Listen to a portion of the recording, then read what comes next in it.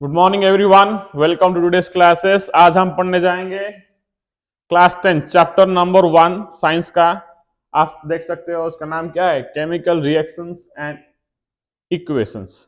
तो चलो आज हम जानते हैं केमिकल रिएक्शन को कैसे पहचानेंगे, इसको इक्वेशंस को हम कैसे याद रखेंगे, क्यों इक्वेशन का यूज किया जाता है केमिस्ट्री में, किसको कैसे यूज करते हैं, इक्वेशन के वर्ड्स नेम्स सेंटेंस के बदले इक्वेशंस को यूज किया जाता है, कैसे यूज किया जाता है, उसका फायदा क्या है, ये सब हम जानेंगे अभी इस वीडियो में। तो चलो पहले हम चैप्टर नंबर 1 को अच्छे से समझते हैं।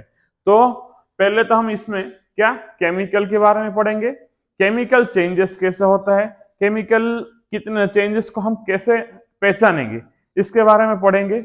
बहुत सारे इक्वेशंस रहते हैं और यहाँ पे और भी एक्स्ट्रा चीज क्या है, बैलेंसिंग इक्वेशंस के बारे में पढ़ेंगे। तो इक्वेशंस को कैसे बैलेंस किया जाता है, इक्वेशन केमिकल रिएक्शंस कैसे होते हैं, कितने टाइप्स के केमिकल रिएक्शंस है, उसके बारे में भी यहाँ पे टॉपिक में कवर किया जाएगा। फिर आता है हमारा कोरोजन क्या होता है, रेंसिडिटी क्या होता है, ये सब के बारे में भी हम जानेंगे। ऑक्सीडेशन, रिडक्शन, ये सब टॉपिक्स जो है यहाँ पे कवर किया जाएगा। तो चलो हम शुरू करते हैं बिना लेट किए।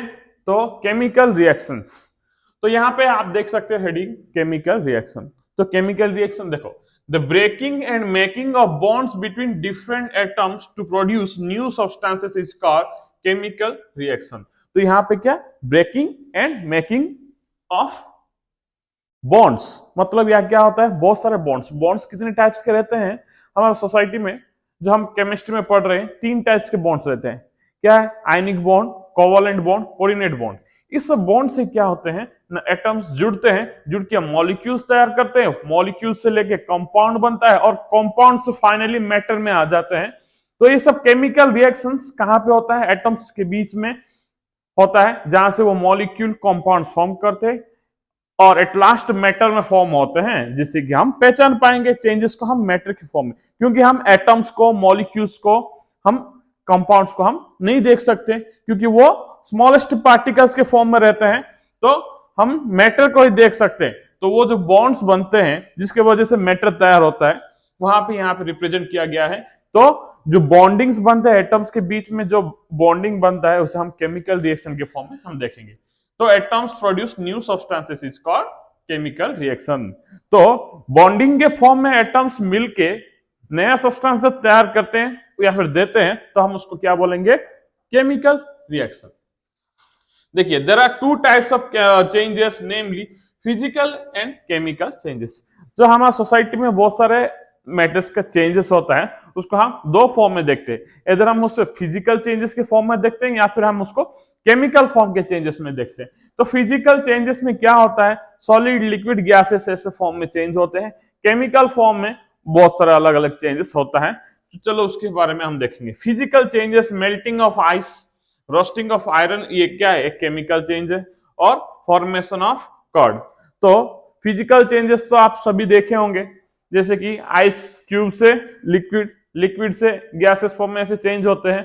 तो केमिकल चेंजेस का भी एग्जांपल यहाँ पे दिया गया है। क्या दिया गया है, roasting of iron, formation of curd.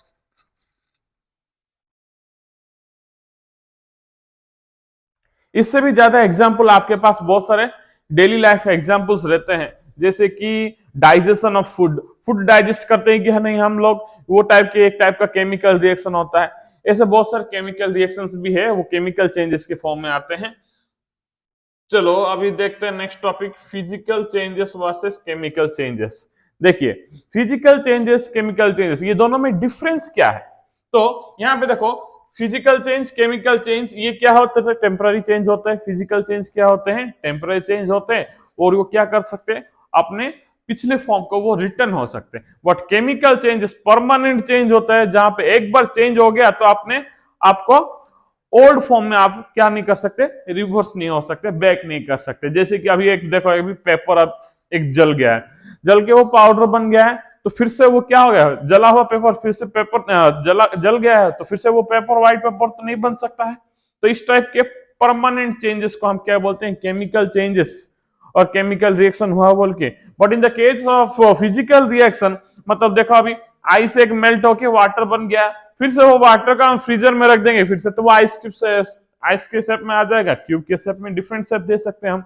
तो फिजिकल चेंज जो होता है वो टेम्पररी होता है, उसको हम चेंज कर सकते हैं, पर केमिकल चेंजेस क्या होता है, परमानेंट।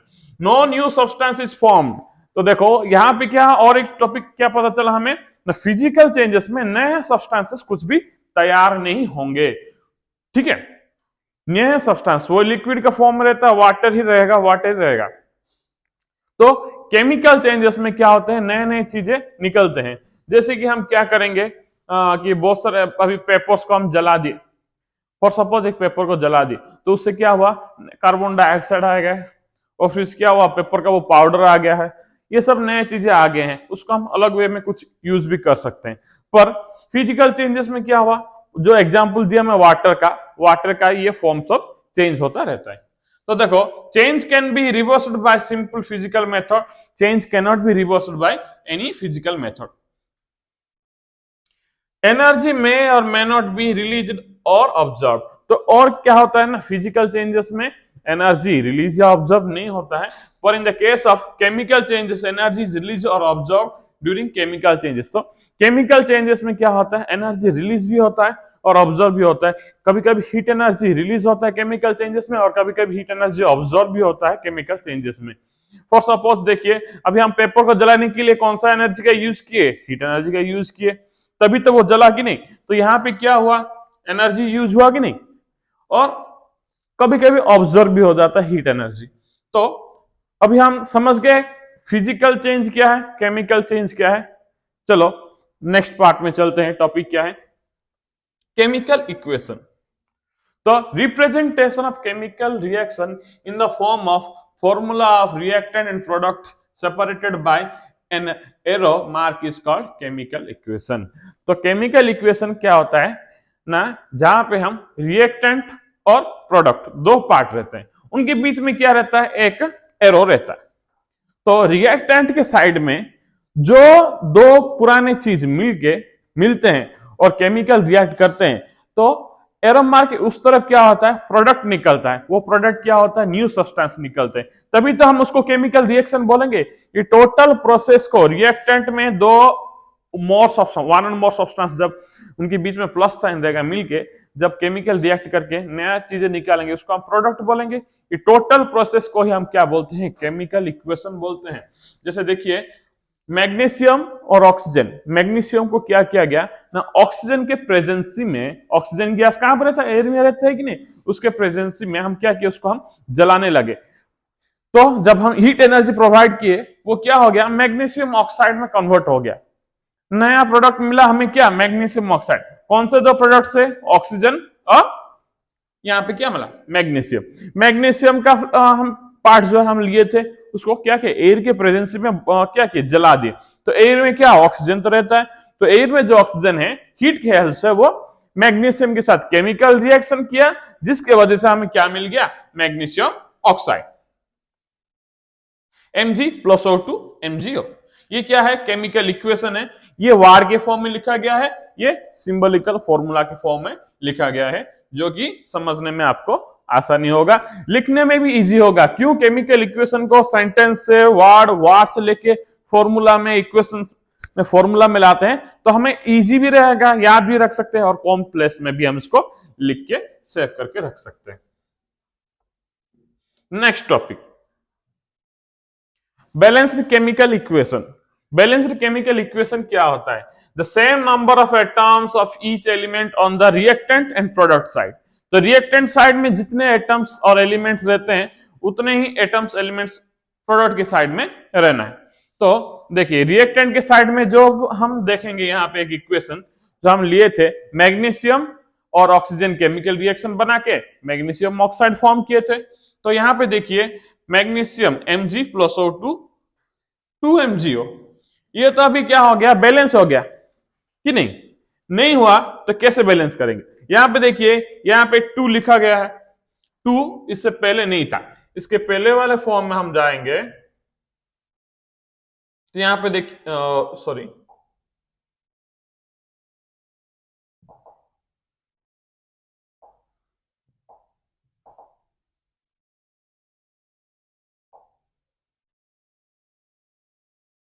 तो यहां पर अगर आप देखेंगे तो magnesium plus oxygen, magnesium oxide. यहाँ पे दो ऑक्सीजन है, यहाँ पे एक मैग्नीशियम है, यहाँ पे एक मैग्नीशियम है, एक ऑक्सीजन है। आप अगर देखोगे प्रोडक्ट साइड रिएक्टेंट साइड, क्या दोनों बैलेंस है? बैलेंस है या नहीं? नहीं है। क्यों नहीं है? यहाँ पे दो ऑक्सीजन है, यहाँ पे एक ऑक्सीजन है भाई। यहाँ पे एक मैग्नीशियम है, यहाँ पे एक मैग्नीशियम है। तो ऑक्सीजन का क्वांटिटी दो हो गया, मैग्नीशियम का क्वांटिटी क्या हो गया? एक हो गया। यहाँ पे तो पूरा एक एक बचा हुआ। तो दोनों के साइड में बैलेंस करने के लिए हमें क्या करना पड़ेगा? क्यों बैलेंस किया जाता है? बैलेंस क्यों किया जाता है मतलब मोल ऑफ केमिकल रिएक्शन व इक्वेशन के कॉम्बिनेशन रूल्स के हिसाब से energy can neither be created not be destroyed, it can change from one form to another form. यही होता है रूल्स।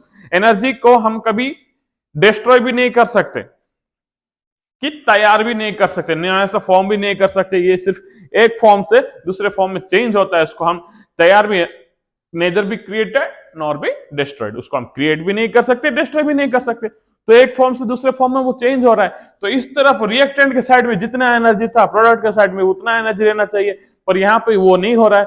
तो लॉ ऑफ केमिकल रूल्स को वो क्या कर रहे हैं? फॉलो नहीं कर रहे। तो इसलिए यहाँ पे क्या किया गया है ना, बैलेंस्ड केमिकल इक्वेशन के फॉर्म में यहाँ पे हम इसको बैलेंस किए। पहले हमें देखो मैग्नीशियम एलएचएस के साइड, रिएक्टेंट के साइड मैग्नीशियम एक है, ऑक्सीजन दो है। उसके बाद आरएचएस के साइड मैग्नीशियम एक है, ऑक्सीजन भी एक है। तो दोनों में बैलेंस नहीं हो रहा है। तो क्या किया गया ना, यहाँ पे ऑक्सीजन के साथ 2 मल्टीप्लाई हुआ है, तो इस साइड भी ऑक्सीजन के साथ 2 मल्टीप्लाई किया गया। यहाँ पे एक ही मैग्नीशियम है, यहाँ पे मैग्नीशियम तो एक। मैग्नीशियम पहले से ही बैलेंस था, यहाँ पे बैलेंस किसको किया गया है? ऑक्सीजन को। तो अभी मैग्नीशियम प्लस ऑक्सीजन 2 MgO बोला गया है यहाँ पे, 2 MgO, 2 मैग्नीशियम 2 ऑक्सीजन। तो यहाँ पे फिर से मैग्नीशियम अनबैलेंस्ड हो गया है। तो इसको हम कैसे बैलेंस करेंगे? तो हमें यहाँ पे मैग्नीशियम के साइड में भी 2 मल्टीप्लाई करना पड़ेगा, तभी ये बैलेंस होगा कि नहीं? 2 Mg 2O2 2 MgO। समझ में आया? यहाँ पे 2 एक लिखना जरूरी है, तभी ये बैलेंस हो पाएगा, नहीं तो ये बैलेंस नहीं होगा। चलो next topic, balancing chemical equation next part में जब हम जाएंगे तो यहाँ पे देखिए मैग्नीशियम यहाँ पे 2 हो गया, यहाँ पे 1 हो गया, तो यहाँ पे भी 2 2 मल्टीप्लाई किया गया। तो 2 magnesium 2 oxygen 2 magnesium oxide. Okay, तो अभी समझ में आपको बैलेंस क्यों जरूरी है, बैलेंस करना होता है। तो बैलेंस का एक ट्रिक रहता है, हमेशा उस ट्रिक को फॉलो कीजिएगा।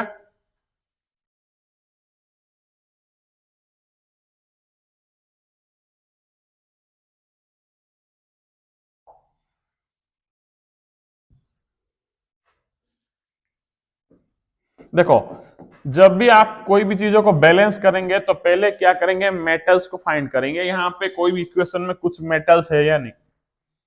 अगर मेटल्स आपको दिख रहा है तो पहले उसको बैलेंस करोगे, उसके बाद नॉन मेटल्स को आपको फाइंड करना पड़ेगा, यहाँ पे कौन सा वाला नॉन मेटल है। फिर से नॉन मेटल को क्या करना पड़ेगा? आपको बैलेंस करना पड़ेगा।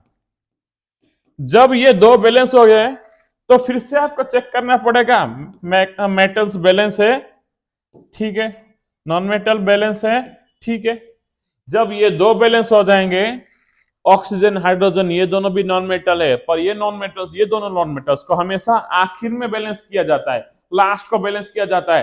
हाइड्रोजन ऑक्सीजन सबसे लास्ट को रहता है, ऑक्सीजन उससे पहले हाइड्रोजन। जब ये दो बैलेंस हो जाए, मेटल्स नॉन मेटल्स, उसके बाद किसको बैलेंस करोगे? हाइड्रोजन। जब ये बैलेंस हो जाएगा, लास्ट को ऑक्सीजन को बैलेंस करना चाहिए, हमेशा लास्ट को ऑक्सीजन को बैलेंस करना चाहिए, जिसके वजह से हमें बैलेंसिंग इक्वेशंस को सॉल्व करना और बैलेंस करना इजी हो जाएगा। आई होप आप लोगों को समझ में आया होगा। अगर नहीं समझ में आया तो मैसेज कीजिए और कमेंट्स भी कीजिए, मैं ट्राई करूंगा आप लोगों को एक्सप्लेन करने के लिए और एक बार। Thank you.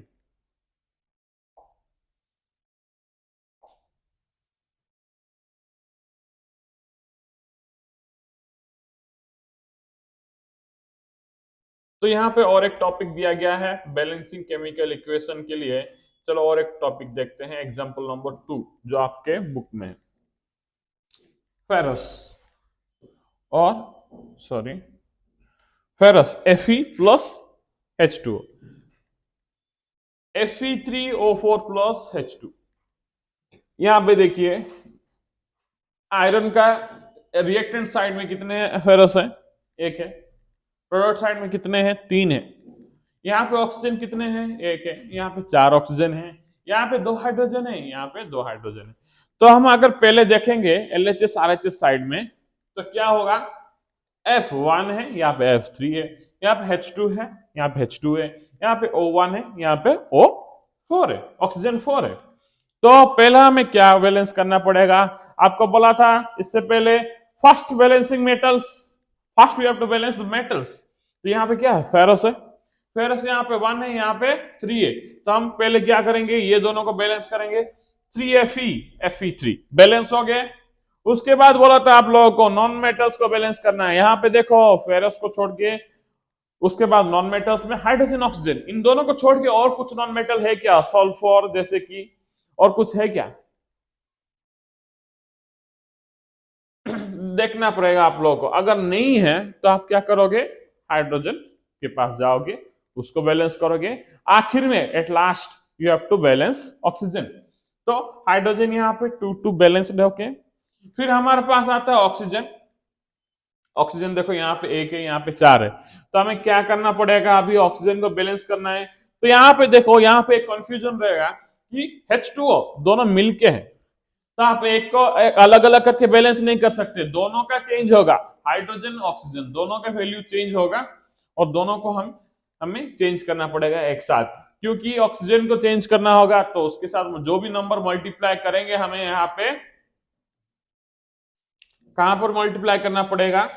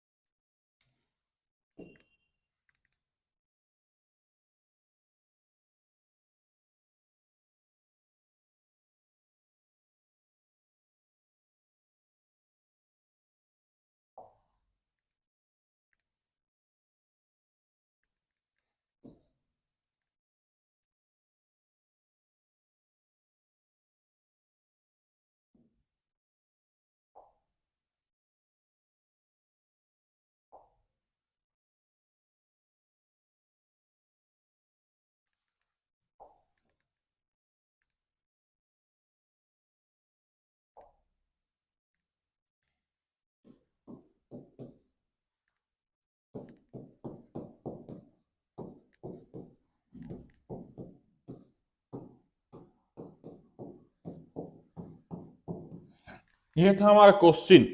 Fe plus H2O gives rise Fe3O4 plus H2। यहाँ पे देखो LHS साइड, यहाँ पे RHS साइड, ये दोनों साइड को बना दिए हैं। तो रूल क्या था, पहले हमें मेटल्स को बैलेंस करना है, उसके बाद नॉन मेटल्स को, उसके बाद हाइड्रोजन, लास्ट में ऑक्सीजन।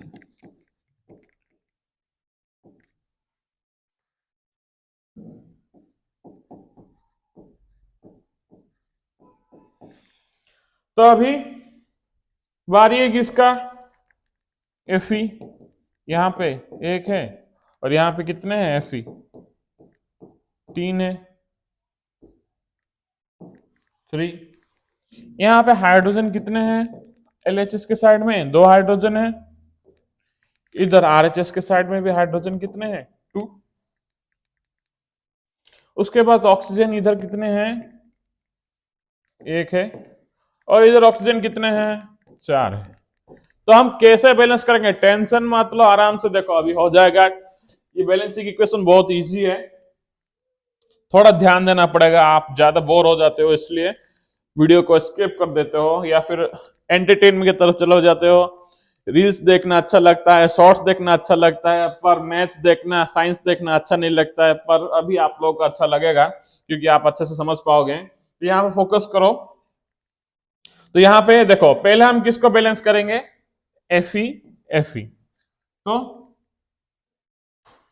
नेक्स्ट देखो, यहां पे मैं क्या किया, 3 मल्टीप्लाई कर दिया F के साइड में, यहाँ पे H2O को H2O हो गया है, यहाँ पे Fe3O4 प्लस H2। तो यहाँ पे पहला चीज ये क्या है, Fe को Fe3 बैलेंस हो गया है। दूसरा चीज क्या करना है, हाइड्रोजन तो ऑलरेडी बैलेंस हो गया है, यहाँ पे H2 है, ये दोनों साइड में H2 है और इधर भी H2 है। तो हम क्या फोकस करेंगे, किसके ऊपर फोकस करेंगे अभी, ऑक्सीजन के ऊपर। ऑक्सीजन इधर कितने हैं, यहाँ पे एक है और सर यहाँ पे ऑक्सीजन 4 है। तो सर कैसे बैलेंस होगा, तो वही तो समझाने के लिए यहाँ पे आया हूं।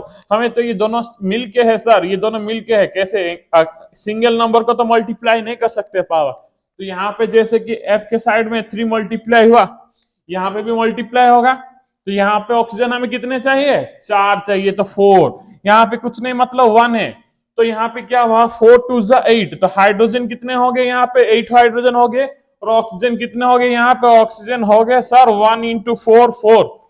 सर अभी ऑक्सीजन यहाँ पे दोनों साइड में 4 हो गया, इस तरफ भी 4 है और यहाँ पे भी 4 ऑक्सीजन है, तो हो गया। पर क्या हुआ, गड़बड़ हो गया कहाँ पे, हाइड्रोजन के पास। अभी एलएचएस के साइड में हाइड्रोजन ज्यादा बढ़ गया है और आरएचएस के साइड में हाइड्रोजन बहुत कम हो गया। तो सर अभी क्या करेंगे, तो अभी क्या करेंगे, जो आरएचएस के साइड में हाइड्रोजन है उसके साइड में भी 4 मल्टीप्लाई कर देते हैं। अभी हुआ कि नहीं, 4 2 8, यहाँ पे भी 8 हाइड्रोजन हो गया। तो सर बैलेंस हो गया क्या, अरे तुम लोग को तो चेक करना है, क्या करोगे, पहले देखोगे मेटल्स को। भाई मेटल्स देखो कहाँ पे मेटल्स, ये रहा देखो कितना बड़ा मेटल है। यहाँ पे देखो फिर Fe, दोनों 3 3 बराबर है कि नहीं, Fe3। अभी जब मेटल्स बैलेंस हो गया उसके बाद नॉन मेटल्स को चेक करोगे। नॉन मेटल्स, भाई गुस्सा मत हो ना, नॉन मेटल्स में बोल रहा हूं बहुत सारे हैं। उसके बाद हाइड्रोजन ऑक्सीजन, ये दोनों भी नॉन मेटल है, इनको छोड़ के बाकी जो नॉन मेटल है और कोई होगा तो उसको हम बैलेंस करेंगे, नहीं है तो फिर हाइड्रोजन के पास जाएंगे, क्योंकि हमारा हाइड्रोजन है मेन, एट लास्ट ऑक्सीजन रहता है। तो अभी तो हाइड्रोजन को बैलेंस कर देंगे। यहाँ पे देखो हाइड्रोजन, यहाँ पे 8 हाइड्रोजन, यहाँ पे 8 हाइड्रोजन बैलेंस है। यहाँ पे कितने ऑक्सीजन है, 4 हो गए, यहाँ पे 4 ऑक्सीजन और इधर भी 4 ऑक्सीजन हो गए कि नहीं। तो ऑक्सीजन भी बैलेंस है, hydrogen balance, non metal balance, metals balance, सब बैलेंस हो गया। तो इक्वेशन सॉल्व हुआ कि नहीं, इसको हम ऐसे लिख देंगे, अभी बैलेंस अच्छे से लिख देंगे, बहुत गंदा हो गया, देखो बहुत गंदा हो गया यहाँ पे। तो 3Fe प्लस क्या होगा, 4H2O gives rise what, Fe3O4 plus 4H2। ये बैलेंस्ड केमिकल इक्वेशन है कि नहीं, आप पहले कंफर्म कर लो उसके बाद बात करेंगे, पहले कंफर्म कर लो। यहाँ पे देखो 3Fe ऑक्सीजन कितना है, यहाँ पे 4 मल्टीप्लाई हुआ है तो ऑक्सीजन भी 4 हुआ, यहाँ पे भी 4 हुआ। यहाँ पे 4 किसके साथ, हाइड्रोजन के साथ मल्टीप्लाई है तो हाइड्रोजन 8 है, यहाँ पे भी 4 है, यहाँ मल्टीप्लाई 8 है। तो बैलेंस हुआ है कि नहीं। तो बैलेंसिंग केमिकल इक्वेशन बहुत इजी है, आप अगर ये फॉर्मूला फॉलो करेंगे, metal, non metal, hydrogen, oxygen, ये तीनों को याद करके डिसिप्लिन वे में आप सॉल्व करोगे तो आपको बैलेंसिंग केमिकल इक्वेशन आ जाएगा। बाकी का टॉपिक हम नेक्स्ट क्लास पढ़ेंगे। Thank you, bye bye, have a nice day.